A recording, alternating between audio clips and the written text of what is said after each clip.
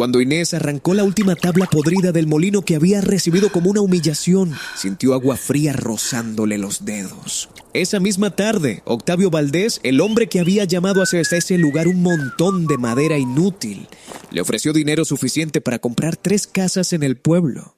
Mientras hablaba, le temblaba una mano.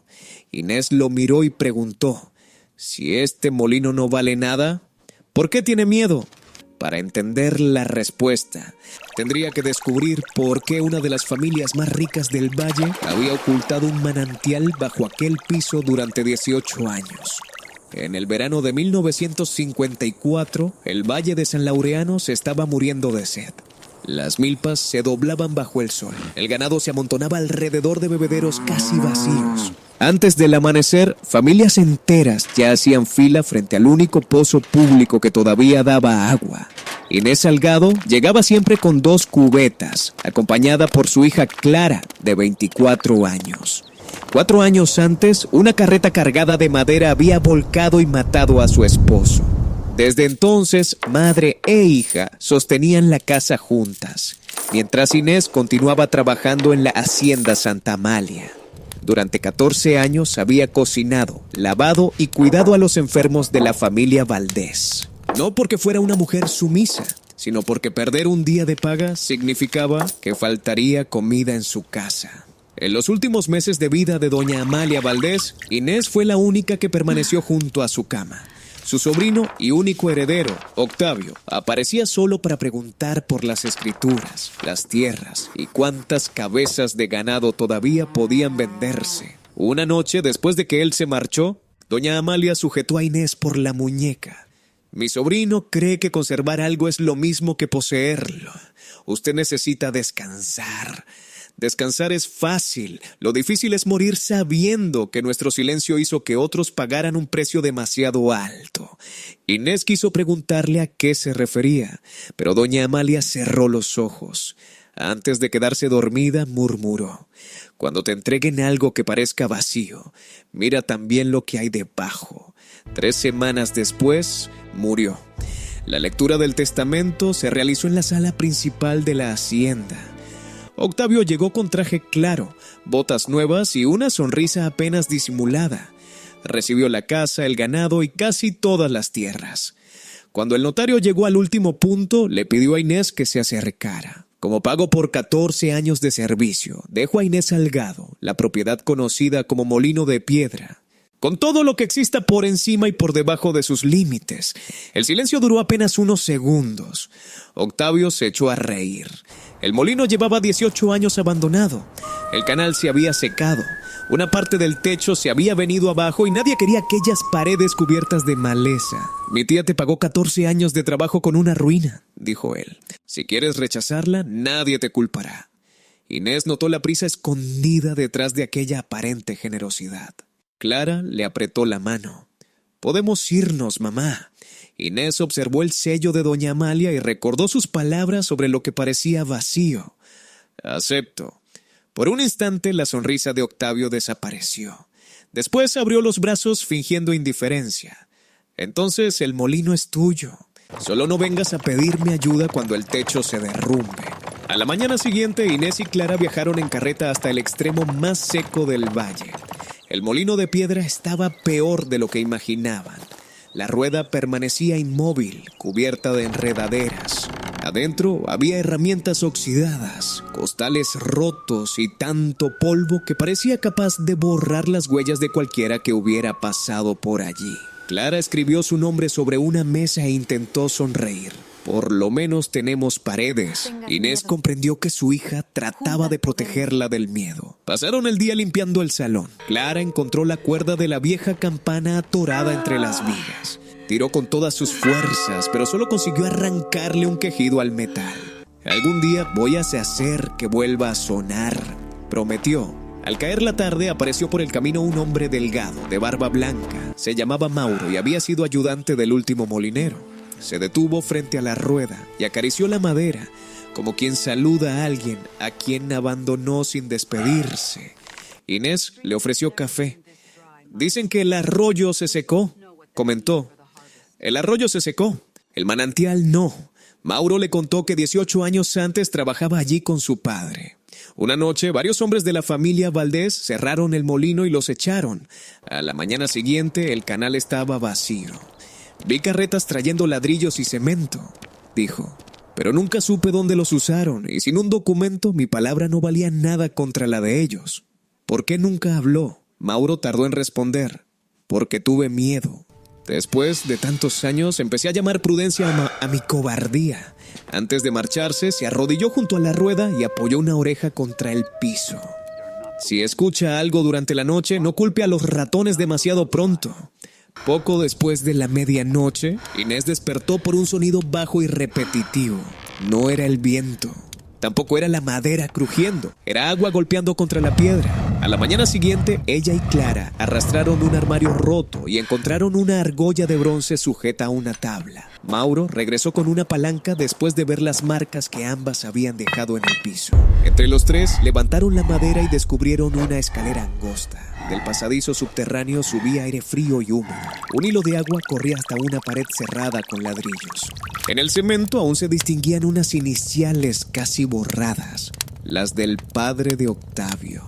Entre dos piedras, Inés encontró una caja de metal. Adentro había un mapa del valle, una llave, una escritura envuelta en tela encerada y una nota escrita por doña Amalia. Perdóname por haber guardado silencio. El molino conserva la prueba. Devuélvele a San Laureano lo que nuestra familia le quitó. La escritura incluía una condición muy clara. El manantial pertenecía al molino de piedra siempre que su agua jamás fuera negada a los habitantes del valle. Mauro estudió el mapa. Detrás de la pared había una antigua compuerta de hierro. La llave debía abrirla desde el interior. Si la presión sigue acumulada, no podemos entrar sin reforzar el pasadizo y preparar una cuerda, advirtió.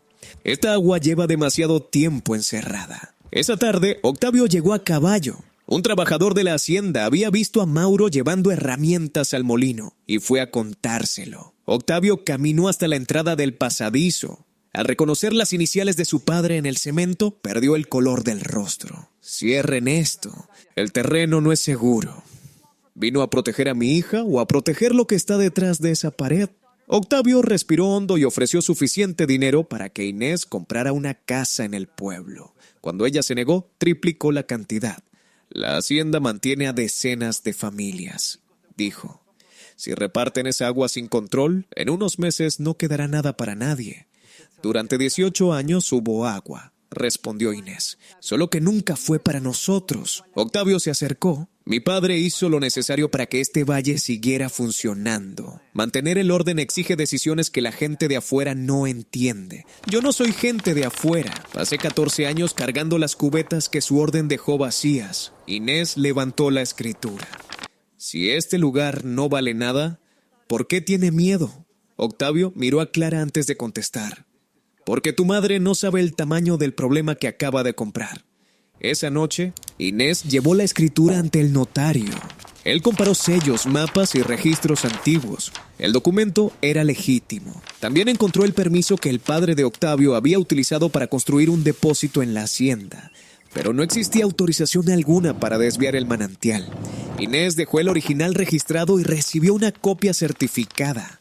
El notario notificó a la autoridad municipal y prometió estar en el molino a la tercera mañana, cuando abrirían el canal frente a varios testigos. Durante 2 días, Mauro y los vecinos reforzaron el pasadizo, limpiaron el antiguo cauce y amarraron una cuerda gruesa junto a la escalera. Antes de retirar el último bloqueo, Mauro trazó con una rama el recorrido del agua sobre la tierra.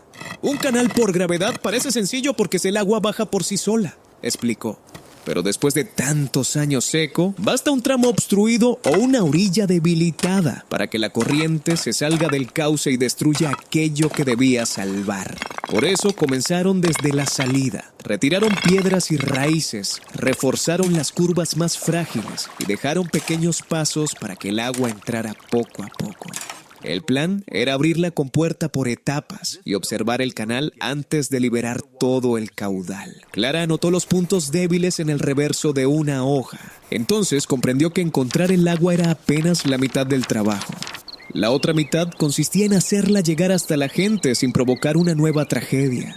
Después de una curva, el techo se había desplomado y solo dejaba una abertura muy estrecha. Mauro intentó cruzarla, pero no pudo. Inés y Clara sí cabían, pero el plan era claro. Inés llevaría la llave hasta la compuerta. Clara permanecería arriba a cargo de la campana y la cuerda. Cada una ensayó su función. La cuerda no era opcional, era la única forma de regresar. Clara aceitó el mecanismo de la campana. Cuando por fin logró hacerla sonar, el eco llegó hasta las primeras casas del pueblo. 3 campanadas y hay peligro, acordó Inés. A la tercera mañana, antes de que llegara el notario, Octavio apareció acompañado por el administrador y 2 hombres armados. Detengan el trabajo. Quien abra esa compuerta responderá por invasión y robo. Inés le mostró la copia certificada. El original ya está registrado. El manantial pertenece al molino y el agua le pertenece al valle. Octavio le arrebató el papel y lo rompió. Clara corrió hasta la campana y tiró de la cuerda 3 veces. El sonido cruzó San Laureano. Los habitantes comenzaron a llegar. No fue una casualidad. Todos sabían lo que significaban las 3 campanadas. El notario y el representante municipal aparecieron poco después a la hora acordada. Octavio comprendió que solo había destruido una copia. No entienden lo que están haciendo, insistió. Si le quitan el agua a la hacienda ahora, morirá el ganado. Los trabajadores perderán sus empleos y todo el valle se vendrá abajo. Inés señaló a los vecinos que todavía sostenían cubetas vacías. El valle ya se está viniendo abajo. La diferencia es que hasta hoy, usted estaba del lado que todavía tenía agua. Un crujido profundo interrumpió la discusión. Polvo y pequeñas piedras cayeron del techo del pasadizo. El agua comenzó a filtrarse con más fuerza entre los ladrillos. Mauro palideció. El bloqueo está cediendo. Si no abrimos la compuerta ahora, la presión derribará la pared y se llevará la mitad del molino. Inés se amarró la cuerda a la cintura y tomó la llave. Clara la sujetó del brazo. No bajes. Si no la abro, ya no habrá molino que salvar. Mauro quiso ocupar su lugar, pero ambos sabían que no lograría pasar por la curva estrecha. Clara también podía bajar, pero su tarea ensayada era mantener firme la cuerda y pedir ayuda con la campana. Inés descendió. Al fondo del pasadizo encontró la puerta de hierro. Del otro lado, el agua golpeaba la piedra como un animal encerrado. La llave entró, pero no giró. Arriba se escuchó otro crujido. Los hombres tensaron la cuerda. Clara llamó a su madre. Inés apoyó un pie contra la pared y jaló la llave con las 2 manos. El metal cedió apenas un poco. Recordó la fila frente al pozo, las risas durante la lectura del testamento y a doña Amalia pidiendo perdón demasiado tarde. Jaló de nuevo. La compuerta se abrió. El estruendo llegó como un trueno bajo la tierra. La corriente apagó la lámpara y golpeó a Inés a la altura de la cintura. Ella intentó alcanzar la escalera, pero una piedra se desprendió y le hizo perder el equilibrio. «¡Hollen!», gritó Mauro. La cuerda se tensó. Por un instante no se movió. Clara la sujetó junto con los adultos. Ahora, todos jalaron al mismo tiempo. Inés salió cuando el agua ya cubría los primeros escalones. Mauro la tomó por los hombros y ambos cayeron sobre el piso. Segundos después, la corriente recorrió el canal exterior y golpeó la rueda. La madera gimió. Una de las paletas se partió. Toda la estructura se inclinó unos centímetros. Octavio retrocedió. Entonces la rueda comenzó a moverse, primero lentamente, después dio una vuelta completa y luego otra. El agua siguió el antiguo cauce, atravesó la tierra agrietada y corrió hacia el pueblo. Clara abrazó a su madre. A su alrededor nadie celebró de inmediato. Todos permanecieron en silencio, escuchando un sonido que San Laureano no oía desde hacía 18 años. Agua corriendo sin pedir permiso. Los registros y el túnel demostraron el desvío ilegal. La autoridad suspendió el cobro privado del agua y obligó a Octavio a financiar la reconstrucción del canal público. Para pagar la indemnización tuvo que vender parte de las tierras a una cooperativa formada por los agricultores del valle. Inés pudo haber cerrado el manantial y cobrarle a cada familia. No lo hizo. Cumplió la condición de la escritura. A nadie en San Laureano se le negaría el agua. Con la ayuda de Mauro restauró el molino. Los agricultores llevaban maíz y trigo y dejaban una parte de la harina como pago. En el antiguo salón, Inés abrió una pequeña panadería. También establecieron turnos de riego y un registro público del uso del manantial. Así, todos sabían cuándo llegaría el agua a cada parcela y nadie podría volver a esconderla detrás de una pared o de una deuda. Clara estudiaba por las mañanas y ayudaba por las tardes. Sobre la puerta colgó la argolla de bronce que había revelado el pasadizo. Un año después, el valle estaba verde otra vez. En el aniversario de la muerte de doña Amalia, Inés y Clara llevaron flores a su tumba. ¿Ella te dejó el molino porque sabía que encontrarías el manantial?, preguntó Clara. Inés miró los campos y la rueda que giraba a lo lejos. Me lo dejó porque sabía que, cuando lo encontrara, no me quedaría con el agua solo para mí. Clara apoyó la cabeza en el hombro de su madre. Esa tarde, la campana del molino anunció una nueva hornada de pan. Los vecinos se acercaron por el camino mientras el agua continuaba avanzando entre los campos. El molino no convirtió a Inés en una mujer poderosa. Le dio algo más grande, la oportunidad de impedir que otra persona tuviera que rogar por aquello que siempre le había pertenecido. ¿Y tú? ¿Habrías aceptado el dinero de Octavio o habrías abierto el manantial para todo el pueblo? Te leo en los comentarios. Esta es una obra original de ficción. Todos los personajes representados son adultos. Las escenas fueron recreadas con recursos digitales e inteligencia artificial. La información sobre canales de riego tiene una finalidad educativa y general, y no sustituye asesoramiento técnico, histórico ni jurídico.